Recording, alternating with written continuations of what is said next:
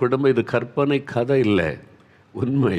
அவங்க இப்பவும் வாழ்றாங்க. அவங்க ஃபேமிலி அவங்க சந்தோஷமா மனம் திறந்து பேசினது, நான் அவங்கள இன்னும் நேர்ல பார்த்ததே இல்ல.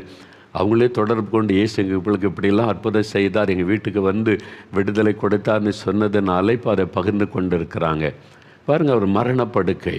அது பிசாசன் கட்டு பில்லிசூனிய கட்டில் மரண போராட்டம். கை கால்கள் செயலற்று விட்டார். மரண படுக்கையில் இருக்கிறாங்க. அந்த சின்ன குட்டி பாப்பா சொன்னா பார்த்தீங்களா, ஏசப்பா வாங்க வாங்க எங்கள் அப்பாவுக்கு சோகம் கொடுங்க. அதாங்க ஜெபம்.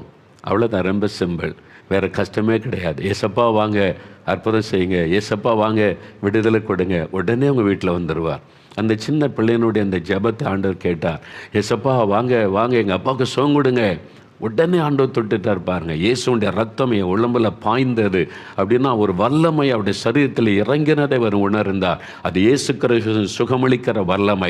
அதை இறங்கின உடனே கட்டுகள் அறுக்கப்பட்டது, சுகமாகி அவர் சொல்ல எனக்கு ரொம்ப சந்தோஷமாக இருக்கிறோம். அந்த குடும்பமே எவ்வளோ மகிழ்ச்சியாக இருக்க பாருங்க. அதுக்கு தான் இயேசு உங்கள் வீட்டுக்கு வருகிறேன் என்று சொல்லுகிறார்.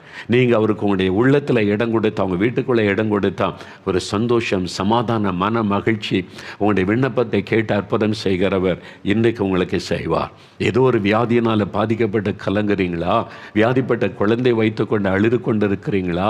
கணவர் வியாதிப்பட்டு விட்டார், மனைவி வியாதிப்பட்டு தாங்க மரணப்படுக்க கலங்குறீங்களா? இயேசு இன்றைக்கு உங்களுக்கு அற்புதம் செய்வார். இன்றைக்கு உங்கள் வீட்டுக்குள்ளே அவர் வந்து உங்களை தொட்டு ஒரு விடுதலை தருவார்.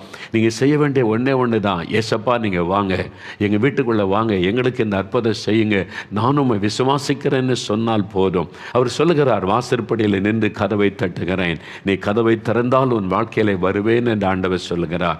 எனக்கு அன்பானவர்களே, இயேசு கிறிஸ்து ஒரு வீட்டுக்குள்ளே வரும்போது சமாதானம் கொடுக்கிறார். பாவத்திலிருந்து விடுதலை, வியாதியிலிருந்து விடுதலை கொடுத்த ஒரு சமாதானத்தை ஆண்டவர் அருளுகிறார்.